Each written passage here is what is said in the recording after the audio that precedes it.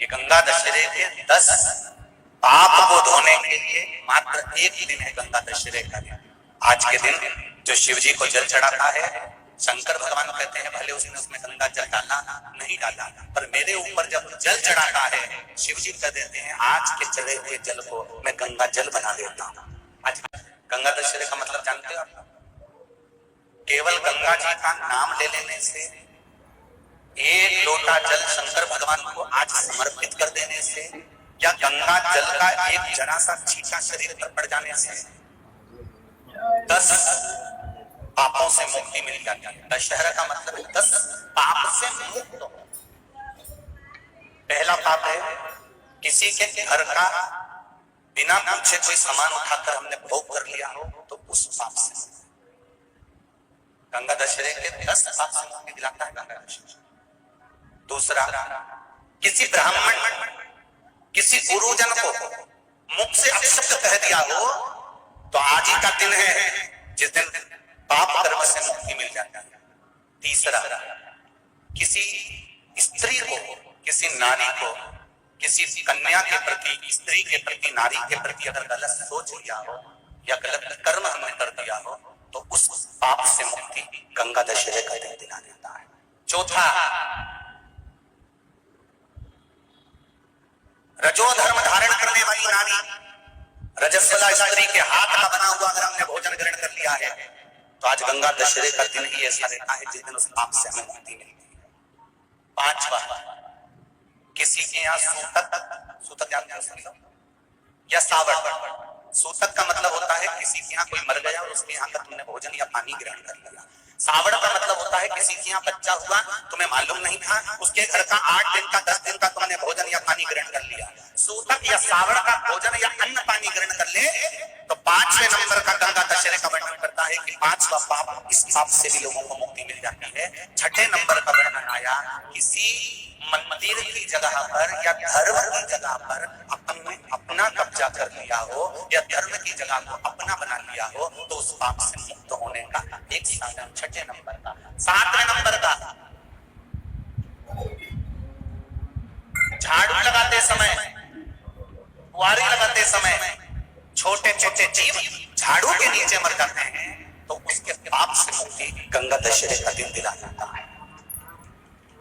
8वें number का, 8वें number, जिस समय हम भोजन ग्रहण कर रहे हो और हमारे दरवाजे पर कोई व्यक्ति आकर बैठा हुआ है और हमने उसको भोजन का नहीं पूछा या उसका मुख झूठा ना कराया, तो उस दोष से वंचित हो जाए, उस दोष को समाप्त कर दें, तो गंगा दशहरे का। 9वें नंबर का,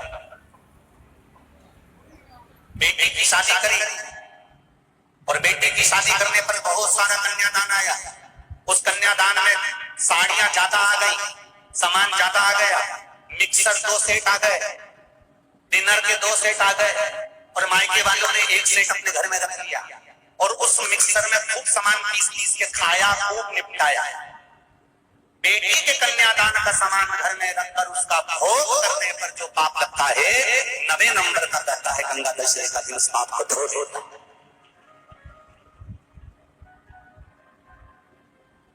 10वें नंबर का माना, यदि किसी तीर्थ में जाता था,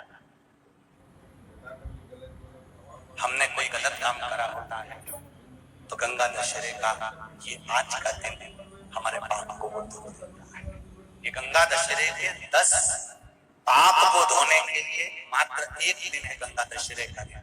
आज के दिन जो शिव जी को जल चढ़ाता है, शंकर भगवान कहते हैं भले उसने उसमें गंगा जल डाला नहीं डाला, पर मेरे ऊपर जब जल चढ़ाता है शिव जी कह देते हैं आज के चढ़े हुए जल को मैं गंगा जल बना देता हूं। आज गंगा दशहरे का, खूब भजन करो, दान करो, पुण्य करो, सत्कर्म करो, नाम जाप करो, नाम स्मरण करो, और शिव मंदिर में चढ़े हुए जल का थोड़ा सा सिंचन जरूर करो। कुछ तिथियां होती हैं जिन तिथियों में अगर आप रोज गंगा का जल शंकर को नहीं चढ़ा सकते, तो शिव महापुराण कथा कहती है, स्कंद पुराण कहती है, विष्णु पुराण कहती है, गर्ग संहिता कहती है, गीता पुरुष गोरखपुर का कल्याण का गंगा अंक कहता है। कि कुछ तिथियां भारत की भूमि पर ऐसी वर्णित है जिन तिथियों में भी गंगा का जल हम शिव को अगर एक बूंद भी समर्पित कर रहे हैं, गंगा का जल मात्र एक आधी चम्मच भी, आचमन जितना भी अगर हम शिव को समर्पित कर रहे हैं तो उसका सुख आनंदित है। जैसे पंचमी तिथि, नवमी तिथि, दशमी तिथि, एकादशी, प्रदोष, पूर्णिमा, अमावस्या, ये तिथियां हमारे यहां जो दी गई हैं, इन तिथियों में अगर हम गंगा का मात्र थोड़ा सा जल भी अगर जल के पात्र में डालकर गंगा जी का जल थोड़ा सा भी शिव के पास लेकर जा रहे हैं तो ये एक भाव अपने भीतर होना चाहिए कि आप केवल गंगा का जल साधारण शिव मंदिर में समर्पित नहीं कर रहे हो, आप गंगा का जल भले अपने घर से लेकर जा रहे हो और थोड़ा सा भी जल ले जाकर अगर शिव को समर्पित कर रहे हो तो तुम्हारे भीतर यह भाव होना चाहिए कि मैं गंगोत्री से जल भरकर सीधे रामेश्वर में ले जाकर गंगा के जल को समर्पित कर रही हूं। श्रावण के महीने में या अन्य महीने में आप शिव को समर्पित कर रहे हैं, यह आपके भीतर एक भाव उत्पन्न होना। एक बार गंगा में अगर डुबकी लगा ली है हृदय से, मन से,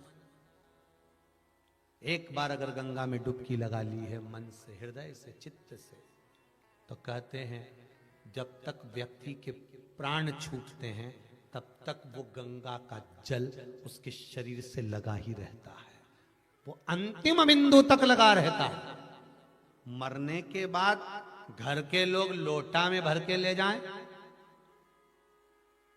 खास खास अस्थियों को, कोई पूरी तो अस्थि ले ही नहीं जा सकती, इतनी सारी कौन ले जाए, तो वो अम्मा के दांत, उंगली, एक आध खोपड़िया, ऐसी 4, 6, 8 अस्थियां ढूंढ के झोली में भर के फिर लेके जाए गंगा। उससे अच्छा है पूरी अस्थि ले जाओ, पूरी ये शरीर संपूर्ण जीते जी गंगा का स्नान हो जाए। बहुत ध्यान देना आप लोग, किसी भी नदी में स्नान करने जाओ, तीज त्योहार पर, अमावस्या, पूर्णिमा आदि जो भी उत्सव मनाने के लिए आप किसी नदी के घाट पर जाते हो, किसी तालाब के घाट पर जाते हो, किसी कुंड के, किसी सरोवर के घाट पर जाते हो, और यदि आप स्नान कर रहे हो किसी पवित्र नदी में तो वहां की बालू रेत उठाकर शंकर भगवान के शिवलिंग बनाकर जो पूजन करता है, मात्र 5 बार उसी नदी का जल शंकर को समर्पित कर कर, भले दिया नहीं है, अगरबत्ती नहीं है, जल चढ़ाकर जो शिवलिंग को विसर्जन कर देता है, उसके पूर्वजों को पिंड की भी जरूरत नहीं पड़ती, वो तर जाता है। उसके पूर्वजों को पिंड भाग की भी जरूरत नहीं पड़ती, उसकी तृप्ति सता ही हो जाती है। हमारी यमुना, सरयू, छिपरा, मंदाकिनी, नर्मदा, जितनी पवित्र नदी होती है, इन नदियों में आप लोग एक बहुत बड़ी गलती करते हो कि दोने में दिया लेते हो और दोने में दिया लेकर उसको रखकर और आप नदी में दिया जलाकर बहा देते हो। शिव महापुराण की कथा इसकी महत्वता नहीं कहती। शिव पुराण कहती है गंगा माँ है, नर्मदा माँ है, छिपरा माँ है, सरयू माँ है। तुम्हारी सास कहीं बैठी हो, एक काम करना, जैसे तुम गंगा जी में दिया रख देती हो पानी में, सरयू जी में दिया रख देती हो पानी में, उसी तरह सास के सिर पे दिया जला के धर दो। बोलो, धर सकते हो? जब धीरे धीरे दिए में आग लगेगी, दिया जलते जलते दोने में आग लगेगी, दोना जलेगा और तुम्हारी सास का फिर सिर जलना प्रारंभ होगा। अच्छा लगेगा? नहीं। गंगा में दिया छोड़ा, दिया जलते जलते हवा में दोना जला, दोना जला तो वो गंगा का जल में चोट पहुंची। गंगा कहती है तो पुण्य कमाने आई थी और मुझे आग लगा के जा रही है। पवित्र नदी को शुद्ध रखिए, उसमें पवित्रता का विशेष ध्यान रखिए। यहां तक शिव महापुराण की कथा कहती है अपने स्नान के कपड़े भी अगर तुम घाट पर किसी के कहने पर छोड़ कर आ रहे हो, कई लोग, कोई कह देता है तुम्हारे ऊपर ये रोग लग गया, तुम्हारे ऊपर ये बीमारी हो गई, नदी में नहाने जाना, अपने कपड़े छोड़कर आ जाना। पहले तो वो महाराज ढूंढो जिसने कहा कि पवित्र नदी पर अपने कपड़े छोड़कर आओ। नदी को हमेशा, पवित्र नदी को पवित्र रहने दो। मेरे राम जी जब चित्रकूट होते हुए चले गए, मेरे राम जी जब अयोध्या से लंका तक गए, बीच में इतनी पवित्र नदी पड़ी थी, मेरे राम जी ने एक जगह पर अपने वस्त्र को नहीं छोड़ा, न वस्त्र को पानी में निचोड़ा। मेरे राम जी ने स्नान करा, स्नान कर कर पानी ले जाकर दूर अपने वस्त्र को निचोड़ा, कहीं ये मेरे वस्त्र का पानी पवित्र नदी में ना चले जाए। वो मेरे राम थे जो मार्ग बताते जा रहे थे। और आज के जमाने में लोग एक जनी ने दिया जला के छोड़ा, बड़ी खुश हुई, वो भेरिया वो भेरिया वो भेरिया वो भेरिया वो भेरिया इतनी दूर तक चले गया। अब गंगा जी ने भी कह दिया अब की तो आ गई, अगली बार आ, अगली बार आ। इतनी प्लानिंग करिए, हरिद्वार जाऊंगी, हरिद्वार जाऊंगी, हरिद्वार जाऊंगी, हर बार प्लान बनाती थी, बद्रीनाथ जाऊंगी, केदारनाथ जाऊंगी, हर बार प्लान बनाती थी, अब की बार जाऊंगी, अब की बार जाऊंगी। भगवान घर में ऐसी बांधा ला के रख देता कि तुम्हें हरिद्वार तक बुलाता ही नहीं। अब सोचती मैं बस एक ही बार होके आई, फिर तो मेरा जाना ही नहीं हुआ। कभी तुमने गंगा जी से पूछा कि बार बार जाना क्यों नहीं हो रहा? गंगा जी खुद नहीं बुला रही, आग लगा के चली जाएगी। गंगा जी खुद नहीं बुला। पवित्रता का ध्यान रखिए, हम उसकी शुद्धता का ध्यान रखिए। हमने गंगा, यमुना, सरयू, सरस्वती, क्षिप्रा आदि को कैसे कैसे पवित्र रखना। आप में से कितने लोग हैं जो नर्मदा नहाए? आप में से कितने लोग हैं जो गंगा नहाए? आप में से कितने लोग हैं सरयू नहाए? कहीं ना कहीं किसी पवित्र नदी में आप लोगों ने स्नान जरूर करा होगा। बोलो करा कि नहीं करा? जितने लोग कथा सुन रहे हैं उनने भी करा होगा, जितने फेसबुक पर सुन रहे हैं उनने भी करा होगा। किसी ना किसी पवित्र नदी में आपने, हमने, सबने स्नान करा होगा। अब स्नान तो हम कर लिए, उस गंगा नदी में हम नहाए तो गंगा नदी में हमने स्नान करा और स्नान कर कर बाहर निकले तो हमको 1.25 लाख बार स्नान का पुण्य मिल जाए। उसके लिए क्या करना था?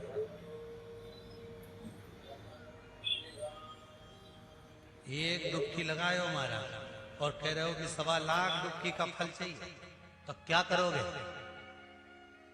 1.25 लाख डुबकी का फल पाने के लिए क्या करना पड़ेगा? केवल एक काम, जिस पवित्र नदी का स्नान कर रहे हो उस पवित्र नदी की बालू का, बालू मतलब रेत का, बालू का शिवलिंग का निर्माण करना, उसका पूजन करना, पूजन कर कर जो बत्ती जोड़कर 108 बत्ती बनाई है, पूजन कर कर एक दिए में वो बत्ती उस जो बालू का शिवलिंग बनाया है, पार्थिव शिवलिंग का निर्माण करा है, जो तुमने किसी गंगा, सरयू, नर्मदा, क्षिप्रा, मंदाकिनी, नर्मदा आदि पवित्र नदियों के तट पर स्नान करते समय तुमने जो शिवलिंग बनाकर पूजन करा है, उसके सामने वो बाती को जला देना, उसी से आरती उतार लेना, वो बाती वहां लगाकर छोड़ देना और छोड़ने के बाद उस शिवलिंग का फिर विसर्जन कर देना। विसर्जन कर कर उसी जल को अपने ऊपर छींट लेना। 1.25 लाख डुबकी का फल एक ही क्षण में प्राप्त होता है। इसको लक्षेश्वर महादेव कहते हैं।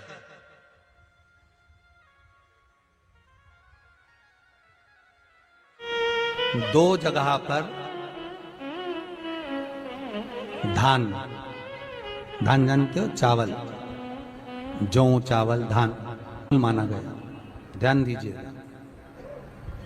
एक किसी नदी के तट पर, पवित्र नदी जो भी हो, गंगा, यमुना, सरयू, सरस्वती, इस नदी के घाट पर थोड़ा सा भी चावल का 8 दाना भी, 10 दाना भी, एक चुटकी चावल भी अगर हम पटक देते हैं, दान दे देते हैं, घाट पर रख देते हैं, तो कहते हैं वो दान कभी छिन्न नहीं होता, कभी समाप्त नहीं होता।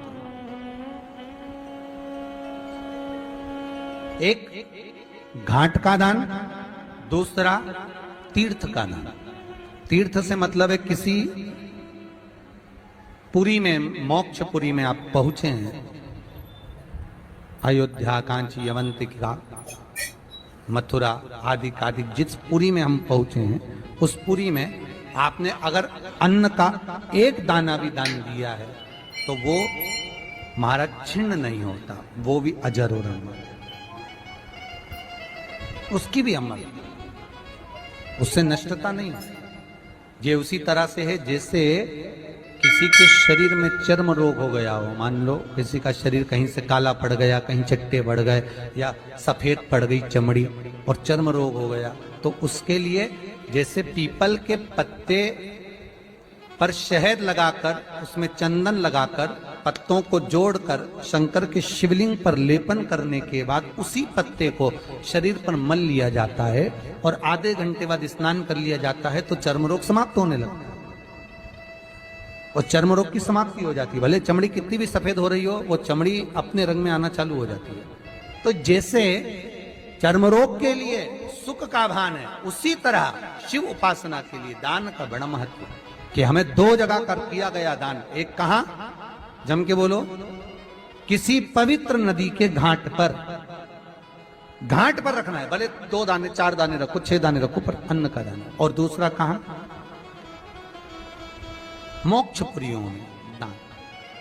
गंगा के घाट पर आयो, शिवलिंग मिले ना मिले, गंगा का ही एक कंकर निकालकर हाथ में रखकर गंगा का ही जल उस कंकर पर यह मानकर समर्पित करो कि मैं विश्वनाथ को गंगा जल चढ़ा रही हूँ, सोमनाथ को, केदारनाथ को, मल्लिकार्जुन को, भीमाशंकर को, ब्रह्मकेश्वर को, ओमकारेश्वर को, महाकालेश्वर को, वैद्यनाथ को, रामेश्वरम को, नागेश्वर को। आप ये मानकर समर्पित करो ना कि मैं कुंडकेश्वर को, मैं चंपाईश्वर को, ममलेश्वर को जल समर्पित कर रहे। लिया, चढ़ाया, सीधे हाथ में वापस कंकर लिया, डुबकी लगवाई, अंदर जल में ही वापस छोड़ दिया। और क्या कहकर छोड़ा, मेरे शंकर गंगा के जल को 12 ज्योतिर्लिंग के भाव से समर्पित करा है, तो आप इसको स्वीकार कर लेना, मेरा उद्धार हो। एक शमी का पौधा ऐसा होता है जो योनियों में, वृक्ष की योनि में अंतिम योनि पर लाकर रुक जाता है। कौन सा? शमी। इसलिए पंचदशमी पंच शनि पूजन की महत्वता होती है। क्यों कहा जाता है कि अगर कोई आपको ज्यादा परेशान कर रहा है, बहुत टेंशन दे रहा है, बहुत ज्यादा अगर वो इतना हताश हो गए कि आपने सोच लिया अब तो मर जाऊं तो अच्छा है, इसका नाम लिख जाऊं, ये सब चीज करने से अच्छा है 5 दशमी। दशमी जानते हो? 5 दशमी, कोई सी भी 5 दशमी आप चुन लीजिए, परंतु वो दशमी अमावस्या के पहले वाली नहीं होना चाहिए, वो पूर्णिमा के पहले वाली दशमी। 5 कोई सी भी दशमी पर शमी के वृक्ष के नीचे जाइए, घी का दीपक लगाइए, शुद्ध जल तांबे के पात्र में लेकर जाकर अर्पित करिए। पहले दीप जलाना, उसके बाद शमी के पौधे में जल डालना और पौधे उस वृक्ष के नीचे बैठकर जल चढ़ाकर वहीं पर 1 चावल का दाना समर्पित कर कर बाबा से प्रार्थना करना कि बाबा मुझे बहुत कष्ट है, ये मेरा एक तकलीफ मुझे दे रहा है, बस आप मेरी तकलीफ को दूर करना। शिव की ऐसी कृपा होगी। 5 शमी पूजन, जब विजय दशमी के भाव से दशमी आपके यहाँ पर भी पूजन होती, विजय दशमी पे हमारे यहाँ शमी के पत्र की बड़ी पूजन का महत्व है। 5 दशमी 5 शमी पूजन कर ली जाती है, तो जो भी आपका द्रोही होता है वो आपसे दूर हो जाता है या आपसे स्नेह कर कर आपके करीब आ जाता है। ये शमी पूजन वृक्ष योनि के अंतिम योनि का पूजन।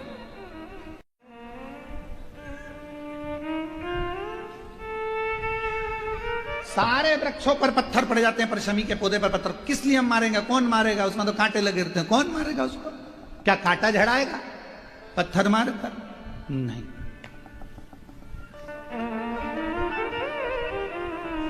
हम तो यहां तक कहेंगे कि शमी की आराधना साधना आपके द्रोहियों को, दुश्मनों को भी दूर कर देती। शमी।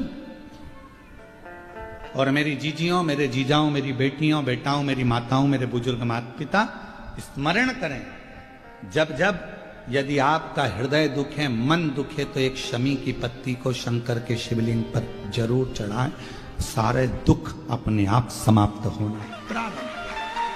शमी का जो जैसी भावना वही फल पाया। महादेव को अगर एक शमी का पत्ता दशमी के दिन समर्पित कर दिया जाता है तो जिंदगी में कभी बेभव और धन की कमी नहीं आती। उसी तरह इस हृदय को शिव श्री शिवाय नमस्तुभ्यं। हर हर महादेव। पूज्य गुरुजी ने इस वीडियो में अधिक मास के गंगा दशहरे की सोमवार का अधिक गंगा दशहरे की विशेष उपाय बताए हैं। वीडियो को अच्छे से देखकर समझकर इन उपायों को आपको अवश्य करने हैं। वीडियो अच्छी लगी तो like share and subscribe, comment में श्री शिवाय नमस्तुभ्यं हर हर महादेव अवश्य लिख देना। जाते जाते चैनल को सब्सक्राइब अवश्य कर देना। जय श्री राम। हर हर महादेव। जय श्री महाकाल।